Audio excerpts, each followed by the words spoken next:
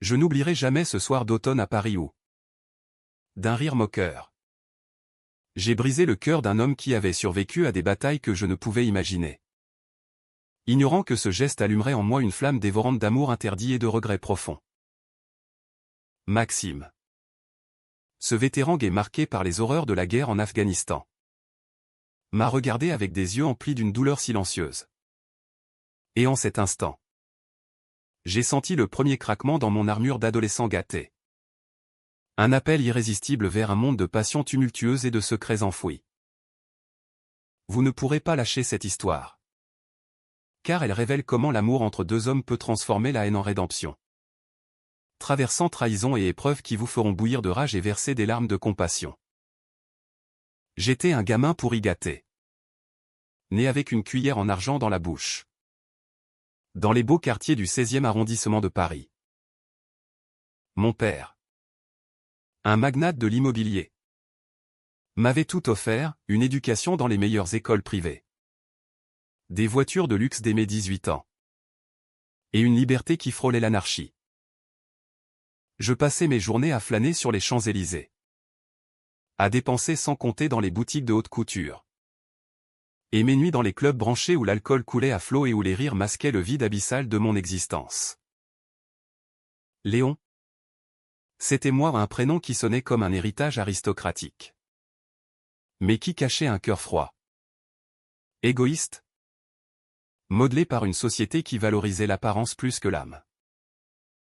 C'est lors d'une de ces soirées mondaines, organisée par ma famille pour célébrer un énième contrat juteux, que j'ai rencontré Maxime pour la première fois. Il était l'invité d'un ami de mon père. Un ancien militaire reconverti en consultant en sécurité. Maxime avait 40 ans. Un corps athlétique forgé par des années de service dans l'armée française. Et un regard perçant qui semblait avoir vu l'enfer. Ses cheveux poivre et sel. Coupés courts. Et une cicatrice discrète sur sa joue gauche témoignait de ses missions en Afghanistan. Mais ce qui m'a frappé, c'est quand j'ai appris qu'il était gay ouvertement. Sans honte. Dans un milieu où l'homosexualité était encore un sujet tabou pour certains. Au début, je l'ai ignoré. Pourquoi m'intéresser à un type comme lui? Il n'était pas de mon monde. Mais au fil de la soirée, alors que le champagne pétillait et que les conversations superficielles fusaient, je l'ai surpris en train de discuter avec intensité d'un livre de Jean Genet. Cet auteur controversé qui explorait les marges de la société. Genet, avec ses thèmes d'homosexualité et de rébellion, m'intriguait vaguement, mais je n'avais jamais osé plonger dedans. Maxime, lui, en parlait avec une passion qui contrastait avec son apparence stoïque. Intrigué malgré moi, je me suis approché. Un sourire narquois aux lèvres. Alors? Comme ça. Vous êtes un fan de Genet? Ai-je lancé? Ma voix dégoulinant de sarcasme. Ça doit être pratique pour un vétéran comme vous. De vous identifier à des voleurs et des marginaux. Il s'est tourné vers moi. Ses yeux verts me transperçant. Léon? C'est ça? Genet parle de liberté. De l'acceptation de soi dans un monde qui rejette. Ce n'est pas une question de marge. Mais d'humanité. J'ai ri. Un rire forcé. Pour masquer mon malaise. Autour de nous, quelques invités ont jeté des regards discrets. Humanité? Venant d'un gay qui a servi dans l'armée? C'est presque comique. Vous avez dû en voir. Des camarades et dans les douches. Non. Les mots étaient sortis comme une flèche empoisonnée. Je l'avais dit pour provoquer. Pour affirmer ma supériorité dans ce cercle élitiste où les blagues homophobes passaient encore pour de l'humour. Maxime n'a pas bronché. Il a simplement souri tristement. Comme si j'étais un enfant ignorant. La guerre m'a appris que l'amour n'a pas de genre. Léon. Mais la moquerie, elle, révèle souvent une peur profonde. Ce soir-là, je suis rentré chez moi. Un goût amer en bouche. Pourquoi ces paroles me hantaient-elles? Je me suis couché en me convainquant que c'était ridicule. Mais au fond de moi, une graine de doute avait été plantée. Les jours suivants, je n'ai pu m'empêcher de penser à lui. Maxime représentait tout ce que je n'étais pas, courageux, authentique, marqué par la vie réelle. Moi, j'étais un imposteur, caché derrière mon argent et mes privilèges. Peu après, nos chemins se sont croisés à nouveau, lors d'une exposition d'art contemporain au Centre Pompidou. Mon père m'avait forcé à y aller pour cultiver mon esprit. Mais j'y étais surtout pour draguer. Maxime était là. Seul. Contemplant une œuvre abstraite de Kandinsky. Je l'ai approché. Feignant la coïncidence. Encore vous, ai-je dit. Tentant de retrouver mon ton moqueur. Mais ma voix tremblait légèrement. Il m'a regardé. Sans rancune. Paris est petite pour ceux qui cherchent. Nous avons discuté. Pour la première fois. J'ai écouté. Il m'a parlé de ses années en Afghanistan. Des horreurs vues. Des amis perdus. Et de son coming out dans l'armée. À une époque où c'était risqué. J'ai aimé un homme là-bas. Un frère d'armes. Il est mort en mission. Ça m'a brisé. Mais ça m'a aussi libéré. Ces mots m'ont ébranlé. Moi qui n'avais jamais aimé vraiment. Je sentais une curiosité malsaine grandir. Était-ce de la pitié? Ou autre chose? Je me suis surpris à l'inviter à boire un café. Prétextant une discussion sur l'art. Maxime a accepté. Avec une prudence évidente. Au fil des rencontres, une amitié improbable s'est nouée. Il me parlait de philosophie. De Sartre et de Camus. M'ouvrant les yeux sur l'absurdité de ma vie vide. Je lui confiais mes frustrations, un père absent. Une mère superficielle. Un sentiment d'inutilité. Mais je gardais mes moqueries comme un bouclier. Un jour, lors d'un déjeuner au jardin du Luxembourg, je l'ai poussé à bout. Avouez-le. Maxime. Vous me regardez différemment. Un vieux gai comme vous. Avec un jeune comme moi. Il a posé sa fourchette. Le visage durci. Léon. Arrête ça. Ce n'est pas un jeu. Si tu as peur de tes propres sentiments, affronte-les au lieu de me blesser. J'ai ri jaune. Mais intérieurement, je bouillonnais. Peur? De quoi? Cette nuit-là. Seul dans mon appartement haussmannien.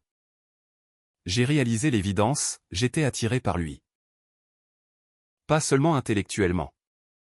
Mais profondément. Viscéralement. L'amour frappait à ma porte. Et j'étais terrifié. Les semaines suivantes furent un tourbillon de confusion. Je multipliais les excuses pour voir Maxime, un livre à lui prêter. Une exposition à partager. Un café impromptu sur les bords de la Seine. Chaque rencontre creusait un peu plus le fossé entre mon ancienne vie et cette nouvelle réalité qui m'effrayait. Maxime, avec sa patience infinie, semblait percevoir mon trouble. Mais il gardait une distance respectueuse. Comme s'il craignait de me brusquer.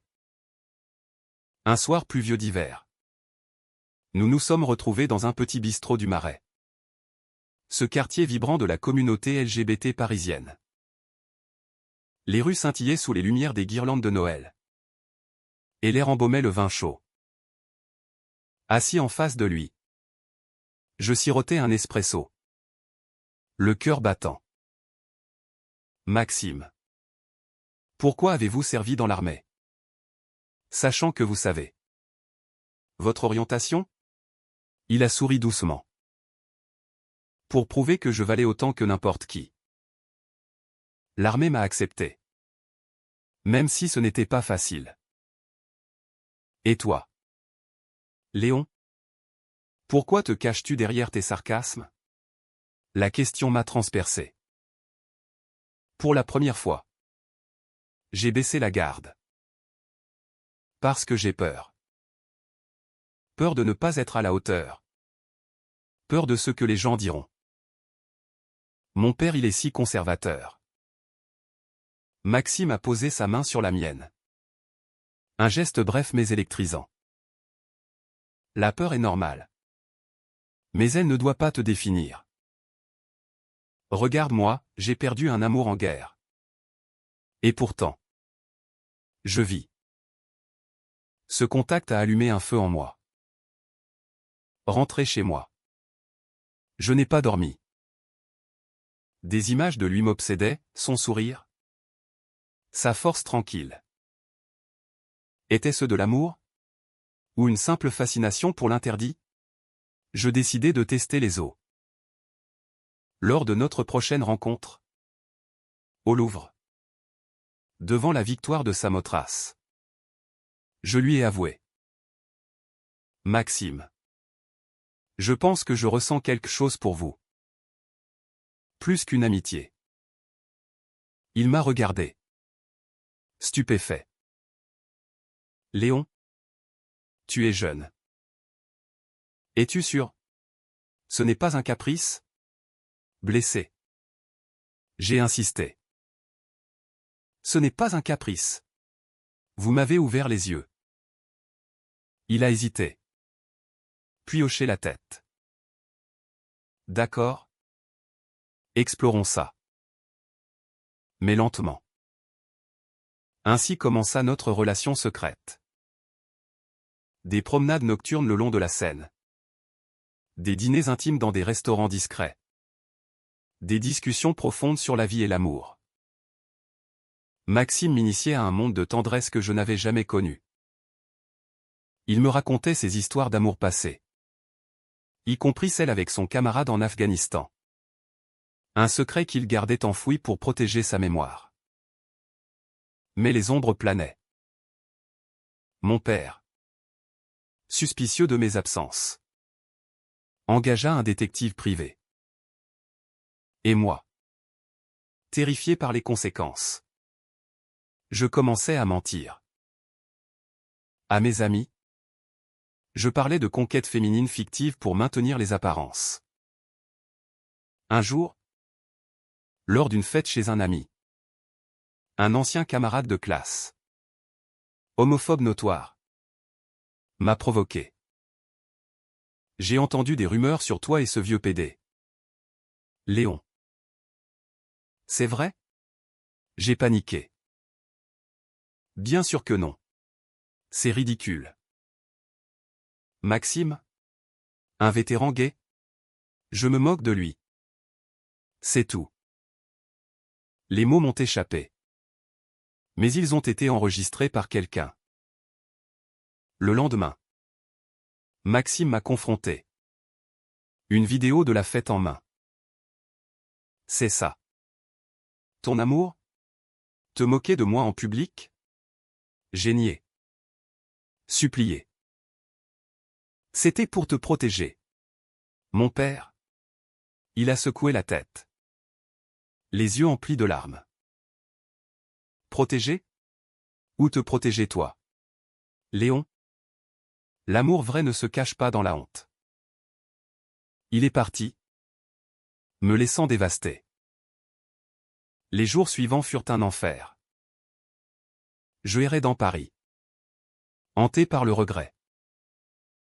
Mon père, apprenant la vérité via le détective, explosa. Un homosexuel? Dans ma famille? Tu me dégoûtes. Déshérité. Jeté dehors. Je me retrouvais seul. dormant sur un banc du parc des Buttes-Chaumont. La trahison que j'avais infligée à Maxime se retournait contre moi. Mais au fond, je savais que c'était mérité. J'avais réagi par peur. Et maintenant, je payais le prix. Pourtant, une lueur d'espoir persistait. Maxime m'avait appris la résilience. Je décidai de me reconstruire. J'obtins un job modeste dans une librairie du quartier latin. Apprenant l'humilité. Chaque soir, je repensais à lui, me demandant si le pardon était possible. Les mois passèrent comme un brouillard parisien. Je vivais dans un petit studio exigu rue Oberkampf, payant le loyer avec mon salaire de libraire. La vie sans privilège était rude, mais libératrice. Je lisais voracement Proust, Baldwin. Des auteurs qui exploraient l'identité gay avec une profondeur qui me touchait au cœur. Maxime hantait mes pensées. Un fantôme bienveillant qui me rappelait mes erreurs. Un jour, en rangeant des étagères, je tombais sur un livre qu'il m'avait recommandé, Notre-Dame des Fleurs, de Genet. Les pages jaunies évoquèrent nos discussions. Les larmes montèrent. Pourquoi l'avais-je trahi? Par lâcheté? Pure et simple. Mon coming out intérieur était en cours. Mais le monde extérieur restait hostile. Puis vint le choc. En feuilletant un journal, je lus un article sur un scandale, un vétéran gay. Maxime. Accusé de trahison militaire par un ancien collègue. Des allégations mensongères sur son passé en Afghanistan, insinuant qu'il avait compromis une mission par jalousie amoureuse. Mon sang ne fit qu'un tour. Était-ce une coïncidence? Ou quelqu'un de mon entourage? Peut-être mon père. Cherchait-il à le détruire? Je contactai Maxime via un vieux numéro. Il répondit. La voix fatiguée. Léon? Pourquoi maintenant? J'ai vu l'article. Laisse-moi t'aider. Il hésita. C'est du passé. Mais viens. Nous nous retrouvâmes dans son appartement modeste à Belleville. Il avait maigri. Les traits tirés par le stress. Ces accusations sont fausses. Mon ex-amant est mort honorablement. Mais quelqu'un veut me salir. Je confessais tout, ma trahison à la fête? Les rumeurs que j'avais niées. C'est ma faute. Si j'avais assumé, ça n'aurait pas escaladé. Maxime soupira. Non. Léon. C'est plus profond. Ton père est impliqué. Il a des connexions. La révélation me frappa comme un coup de poignard. Mon propre père. Pour me sauver. Détruisait l'homme que j'aimais. La rage bouillonna en moi. Je décidai d'affronter l'ogre. Chez mon père. Dans son hôtel particulier. L'entrevue fut explosive. Tu as ruiné Maxime, pourquoi? Pour ton image? Il ricana. Pour te protéger de cette perversion. Tu es mon fils. Pas un déviant. Les mots me blessèrent, mais ils me fortifièrent. Je suis gay. Père. Et j'aime Maxime. Si tu le détruis, tu me perds pour toujours. Il blêmit, mais refusa de céder. Sors d'ici. De retour chez Maxime. Je lui racontai tout. Pour la première fois. Nous nous embrassâmes à un baiser chaste, chargé d'émotions, scellant notre réconciliation. Mais le danger persistait. Les accusations s'intensifiaient. Avec des médias friands de scandales. Ensemble, nous enquêtâmes. Maxime contacta d'anciens camarades, qui confirmèrent l'innocence. Moi, je fouillais dans les papiers de mon père, risquant tout. Nous découvrîmes des preuves, des emails falsifiés par un détective véreux engagé par mon père. Le climax arriva lors d'une conférence de presse que Maxime organisa au Sénat, avec l'aide d'associations LGBT. J'étais à ses côtés. Publiquement. Je suis innocent, déclara-t-il. Et cet homme, Léon, est la preuve que l'amour transcende les préjugés. Mon père, présent dans la salle, explosa. Mensonge. Mais les preuves parlèrent. Le scandale se retourna contre lui, corruption. Faux témoignage. La presse le lyncha. Moi, je perdis mon héritage, mais gagnai ma liberté. Pourtant, une trahison plus profonde émergea. Maxime m'avoua un secret, en Afghanistan. Il avait couvert une erreur de son amant, qui avait coûté des vies. Pas par jalousie, mais par amour. J'ai vécu avec cette culpabilité. Je fus dévasté. Pourquoi ne pas me l'avoir dit? Peur de te perdre. La confiance ébranlée. Je partis, errant dans les rues de Montmartre, questionnant tout. Seul face à mes démons. Je me réfugiai chez un ami d'enfance, dans un atelier d'artiste à Montparnasse. Les nuits étaient longues, remplies de doutes. Maxime avait menti par omission ou était-ce une trahison? Ou un fardeau trop lourd? Je repensais à nos moments, les rires partagés sous la tour Eiffel. Les confessions chuchotées dans l'obscurité. L'amour était-il assez fort pour surmonter cela? Mon ami Openigé me conseilla. Léon, la vie n'est pas un roman. Les gens ont des secrets. Pardonne. Ou regrette. Inspiré. Je retournai vers Maxime.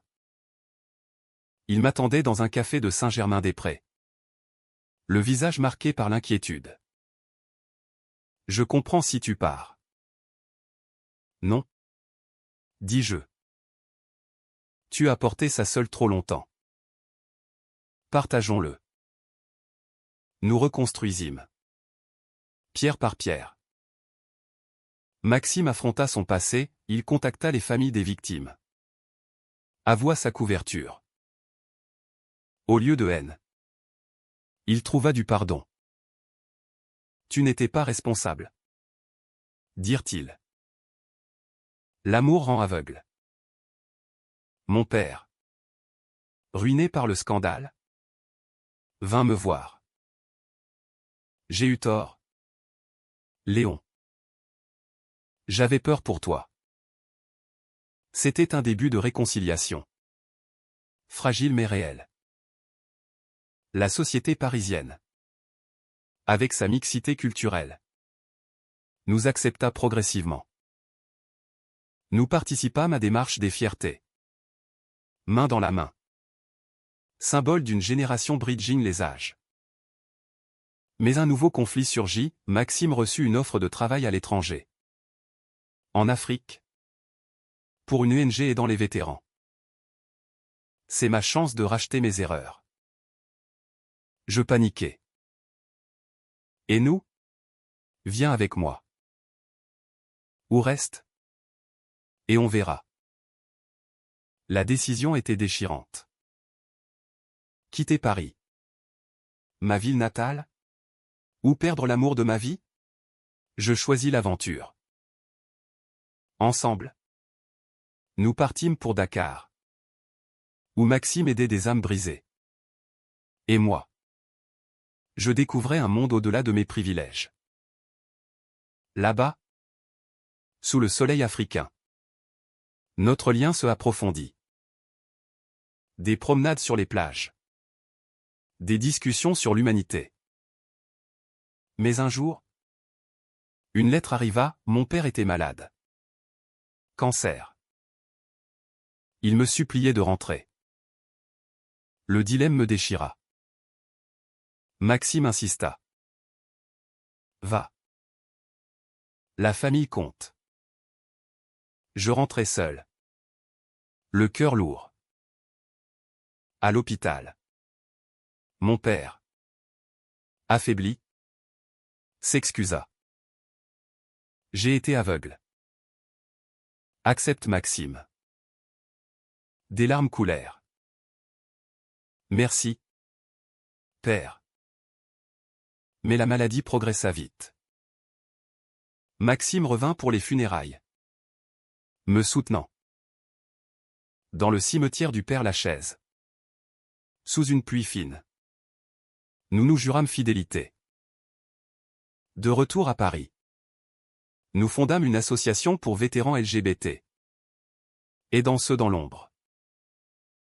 Notre histoire inspira un ado gâté transformé par l'amour. Un vétéran renaissant. Pourtant.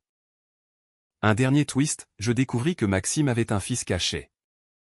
D'une relation hétéro avant son coming out. L'enfant, adolescent, vivait avec sa mère. Pourquoi ce secret, demandai-je. Blessé. Peur de compliquer les choses. La jalousie me rongea. Mais je compris, les vies sont complexes. Nous l'accueillîmes. Formant une famille atypique. Environ 1000 mots. Fil 5. Les années filèrent comme les feuilles d'automne sur les boulevards haussmanniens. Notre association grandit. Devenant un pilier pour la communauté LGBT en France. Maxime. Avec son expérience militaire. Organisait des ateliers sur la résilience, moi. Je gérais les aspects administratifs. Apportant mon flair pour les relations publiques appris dans mon ancienne vie. Le fils de Maxime, Antoine, s'intégra progressivement. À 16 ans. Il était curieux. Rebelle. Rappelant mon ancien moi. Papa.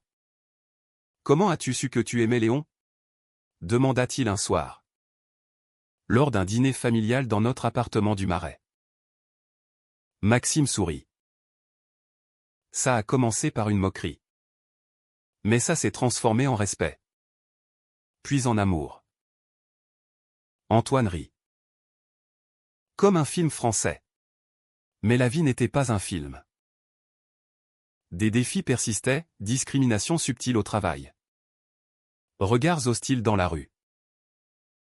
Un jour, lors d'une manifestation contre l'homophobie, nous fûmes confrontés à des contre-manifestants. Des insultes fusèrent. Rappelant mes anciennes moqueries. Je serrai la main de Maxime. On a surmonté pire. Notre amour, forgé dans le feu, était indestructible. Nous voyageâmes, la Provence avec ses lavandes. La Côte d'Azur avec ses vagues. Chaque instant renforçait notre lien. Pourtant, un autre tragicomique surgit, Antoine découvrit son orientation. Bisexuel. J'ai peur. Comme toi autrefois. Léon. Je l'aidais. Partageant mes erreurs. Assume-toi. L'amour vaut les risques. Maxime. Fier, nous observa. La roue tourne. Le point culminant vint lors d'un anniversaire, nos 10 ans ensemble. Dans un restaurant étoilé. Je m'agenouillai. Maxime. Épouse-moi. Il pleura. Oui. Le mariage, à la mairie de Paris, fut simple mais émouvant. Amis, famille eux-mêmes, la mère d'Antoine était là. Mon père, s'il avait vécu, aurait approuvé. Mais la vie réserve des surprises. Maxime, lors d'un check-up, a pris une maladie cardiaque. Séquelles de la guerre. Je n'ai peut-être pas longtemps. La nouvelle nous dévasta. Je rageais contre le destin. On se battra. Des mois de traitement suivirent. Maxime s'affaiblit. Mais son esprit resta fort. Léon, si je pars, vis pour nous deux. Je refusai. Tu restes. Miraculeusement, il guérit. Grâce à un nouveau traitement. L'amour est mon remède, dit-il. Aujourd'hui, nous vivons paisiblement, enseignant la tolérance. Notre histoire. D'un ado moqueur à un couple uni. Inspire. Elle montre que l'amour gay, en France ou ailleurs, triomphe des préjugés, des trahisons, des secrets. C'est une leçon d'humanité, pardonner, grandir, aimer sans peur. Et chaque soir, sur les bords de la Seine, je remercie le destin d'avoir fait frapper l'amour à ma porte.